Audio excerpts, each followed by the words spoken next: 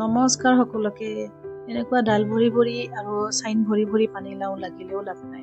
আৰু ইমান কষ্ট কৰা হয় ন এইবিলাকত, তথাপিতো এইবিলাক কৰি একো লাভ নাই যেতিয়ালৈকে আমি ল'ৰা ছোৱালীবিলাকক এইবোৰ খুৱাব নোৱাৰোঁ, হয়নে নহয়? ইমান ভেজালৰ যুগত তেওঁলোকে কেৱল এই যে পিয়ৰ বস্তুটি বনাইছোঁ, ঘৰত লাগিছে, কিন্তু এইবোৰ নাখায়। কেৱল আমি মা দেউতা হ'লে আমি খাওঁ। গতিকে মাজে মাজে বৰ বেয়া লাগি যায় যে ইমান বস্তু পিয়ৰ বস্তু পাইছোঁ, পাই পেলাই ল'ৰা ছোৱালী নাখায়। সেই গতিকে আজি ভাবিলোঁ এটা আইটেম বনাওঁ। আৰু এই চৰাই ঘৰতে আজি বহি কাটিবলৈ লৈছোঁ, কাৰণ ৰাতিপুৱাৰ সাজ চৰাই ঘৰতে বনাইছোঁ আজি। গতিকে এই বুকৰ লাওৰ কোমল কোমল লাউটিৰ কোমল বুকুৰ অংশখিনি কাটি পেলাই ইয়াৰে আজি মই হালোৱা বনাম। আৰু এই সেউজীয়া হালোৱা বনাইছিলোঁ সেইদিনা, কিন্তু এইটো ল'ৰাই গম পাই ক'লে মা লাও খুৱাব ওলাইছা, গতিকে আজি বেলেগ ধৰণৰ বনাম। আৰু আজি ক'ব পাৰিছোঁ কি, এই লাওৰ বুকুৰ অংশখিনি কাটি পেলাই যিখিনি মাংস হাল সেইখিনি কাটি ৰুকি তাৰ লগত নাৰিকল ৰুকিছোঁ, নাৰিকলেৰে গৰম ঘৰৰে ঘি হয় তাতে দি পেলাই ভাজিছোঁ। আৰু ভাজি পেলাই 2 কাপ চেনি আৰু গাখীৰ দিছোঁ মই 1.5 গিলাচ দি পেলাই মই এটা লাও গুটিটো মই ৰুকি পেলাই এনেকৈ ভাজিছোঁ।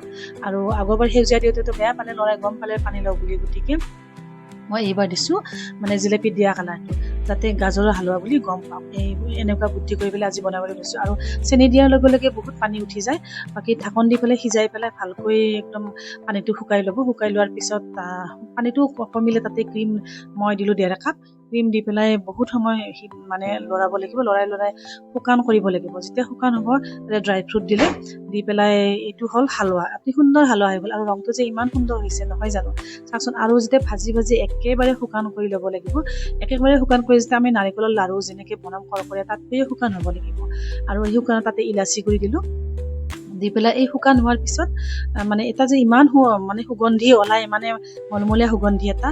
আৰু যেতিয়া কেৰাহী চাৰিওফালে এনেকৈ লাগিব নহয় চেনিবিলাক, তেতিয়া গম পাব যে এই হালোৱাটি হৈছে। আৰু কাঁহী এখনত সুন্দৰকৈ ঘিখিনিও ঘৰৰে ঘি লৈছোঁ, লৈ পেলাই ভালকৈ চাৰিওফালে লগাই দিছোঁ, যাতে হালোৱাটো বৰফিটো সোনকালে উঠে। তাৰ পৰা কেৰাহীৰ পৰা বস্তুখিনি নামাই দিলোঁ, আৰু 2-3 চামুচমান খাব দিলোঁ ল'ৰাক। গতিকে গমেই নাপালে ইমান সোৱাদ পাইছে সিহঁতে। তাৰপিছত এইখিনি গোটেইখিনি ধুনীয়াকৈ বহলাই দি পেলাই বৰফিটো কিমান মতা জোখত লাগে সেই অনুযায়ী আপোনালোকে দিব পাৰিব। আৰু মই এনেকৈ দি পেলাই বহলাই লৈ পেলাই মই নৰ্মেল ঠাণ্ডা হ'ব দিলোঁ। ঠাণ্ডাৰ পিছত মই দিলোঁ এইটো ফ্ৰিজত থৈ, মোটামুটি 1.5 ঘণ্টামান ফ্ৰিজত থলোঁ। ফ্ৰিজত থৈ পেলাই ফ্ৰিজৰ পৰা থোৱাৰ আগতে মই দিলোঁ এনেকৈ চাইজত, বৰফিৰ চাইজত এটাকৈ কাজু, কাৰণ বেলেগ ড্ৰাই ফ্ৰুট নাছিলেই তেতিয়া ঘৰত।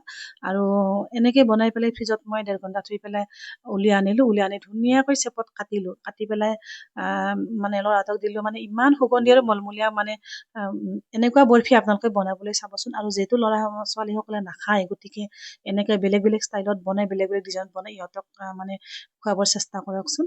আৰু মোৰ এই চেষ্টাটি কেনেকুৱা লাগিছে আপোনালোকেও জনাব। আৰু ইমান সুন্দৰ বৰফি হৈছে, ইমান যে সোৱাদ হৈছে, আৰু নাৰিকলৰ সুগন্ধই আৰু ভাল লাগিছে সুগন্ধখিনি। আৰু এই কেনেকুৱা হৈছে, দেখাত কেনেকুৱা হৈছে, আপোনালোকে বনাই চাব আৰু জনাব ভিডিঅ'টি কেনেকুৱা হৈছে, মোক কমেণ্ট কৰি জনাব। আৰু এনেকুৱা নাৰিকলৰ লগত পানীলাওৰ বৰফি বনাবলৈ আপোনালোকে বনাওক। আজিলৈ ইমানেই।